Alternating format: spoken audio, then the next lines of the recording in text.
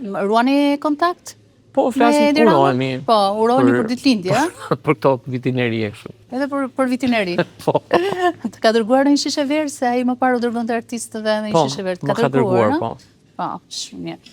Po, ty të ka shkuar në një mundje të ish politikës? Se po shohim një sër aktorësh që po bëhen kryetar bashkie dhe po tentojnë të bëhen kryetar bashkie. Po, të vërtetën më kanë propozuar dhe mua dikur, para. Kam përshtypjen Partia Demokratike?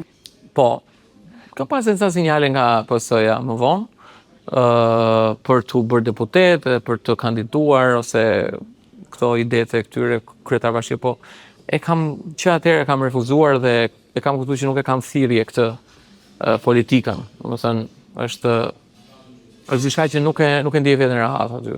Nuk e ndjem veten rahat. Jo, nuk është zona ime. Mos ndoshta nuk e dashur të riskosh, apo jo?